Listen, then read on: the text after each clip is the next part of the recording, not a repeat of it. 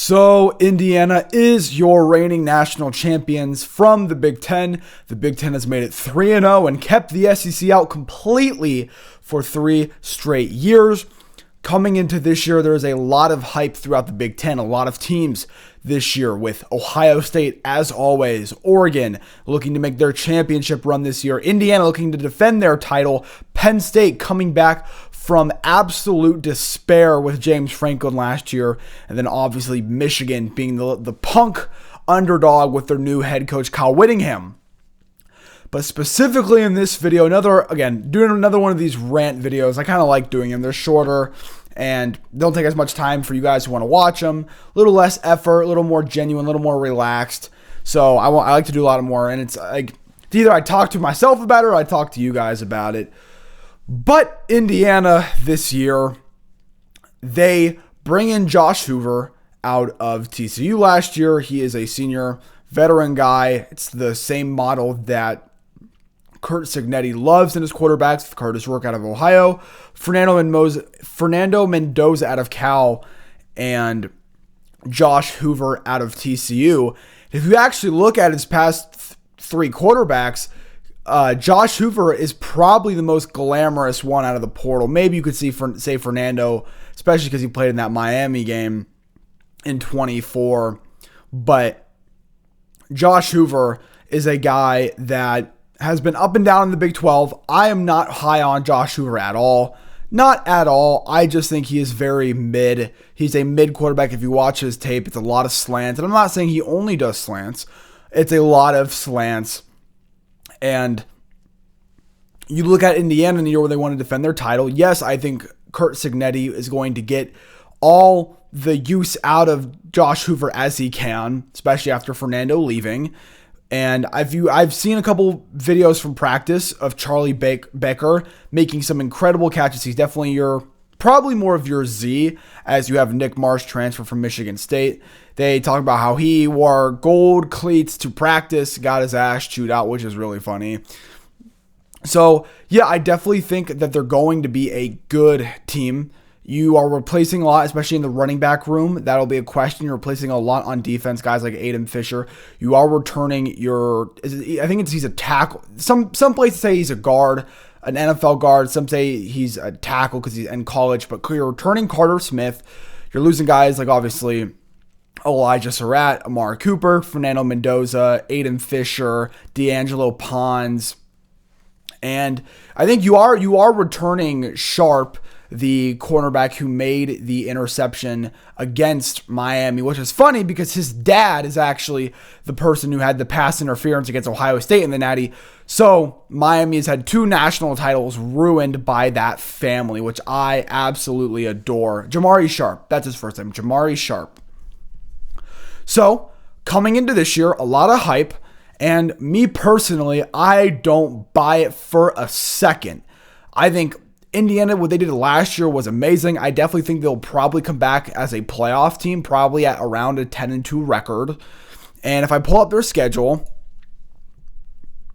their non-conference is garbage. They'll never schedule anyone hard because what is that? No, they never schedule anybody hard because they're pussy. As much as Cignetti likes to be a tough guy, he's a pussy.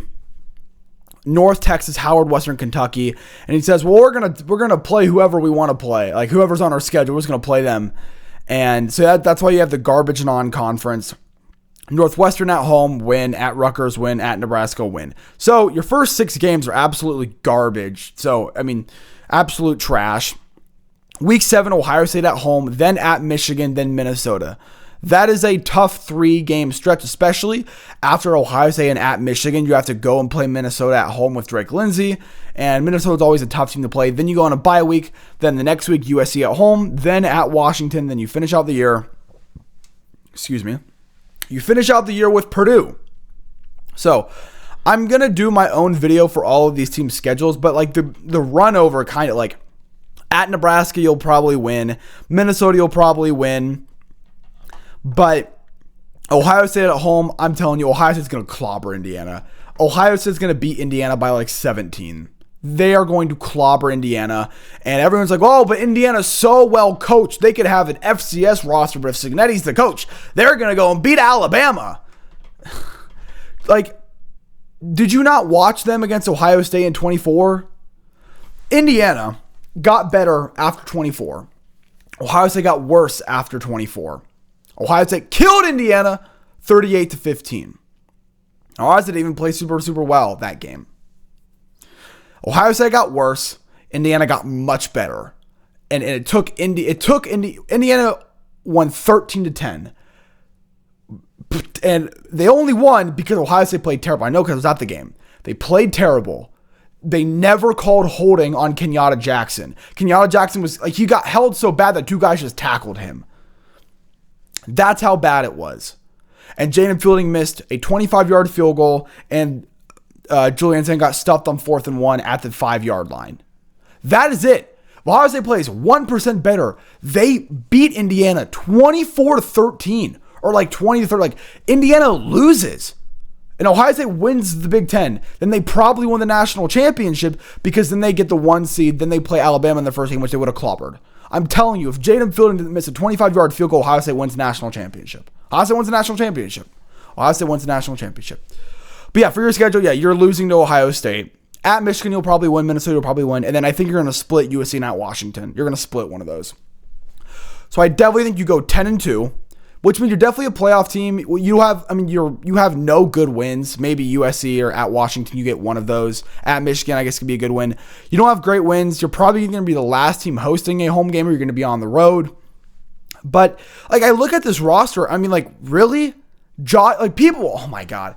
So College Football Sammy's a Michigan fan. He's good. He's non-biased, aside from when he actually predicts games. Because he always thinks Michigan's going to go to the national championship and beat Ohio State, or Ohio State's going to go 9-3. And Ohio State has not had 3 losses in 15 years. Is it 50? I think it's been, 15 years. Has not had 3 losses in 15 years. So, but when he predicts it, he goes, Indiana, they're going to go 13-0, win the Big Ten championship. And I'm like, you're just gonna say, oh, just chalk. Well, they won it last year. They're gonna win it this year. With Josh Hoover, Josh Hoover is one of the worst quarterbacks in the upper Big Ten. So who has a better? Okay, Josh Hoover or Julian Sand? Julian Sand. Josh Hoover or Dante Moore? Dante Moore. Josh Hoover or Jada Mayava? Jada Mayava. Josh Hoover or Rocco Beck? Rocco Beck. Josh Hoover or Bryce Underwood? I think still Bryce Underwood. Josh Hoover or Nico Iamaleava. Nico Iamaleava. Josh Hoover is the 6th or 7th best quarterback in the Big Ten. So I'm not high on Josh Hoover at all. He's a slant merchant. So to be honest, yeah, I definitely think Indiana's going to fall back to the pack. They're going to be 10-2 this year. And then after that, they're going to have to replace anybody. Like, they're going to have to replace everybody from the national championship team. Just every year, you're just going to be only mercenaries for 1 or 2 years, veteran guys. What if your 3-star FCS left tackle that you banked on doesn't work out? What if your 3-star, 4-star, 8th year Big 12 quarterback doesn't work out? Then what? What happens? You go 8-4. You go 7-5. So people that think Indiana's going to go 13-0, I think they're crazy. I think they are a crazy person. But I mean, also, Indiana doesn't have the recruiting to back any of this up. They don't have any of the recruiting to back any of it up.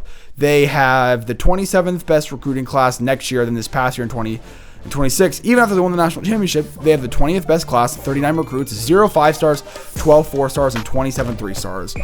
I get they're veteran, but everyone's caught on to what Indiana's doing, which means Ohio State, Texas, LSU, Notre Dame, USC, Alabama, Oregon, Miami, they're going to be doing the veteran stuff plus all of their 5-stars they already have. So I think Indiana's going to get a rude wake-up call, and I cannot wait for Ohio State to beat the living shit out of them in Bloomington.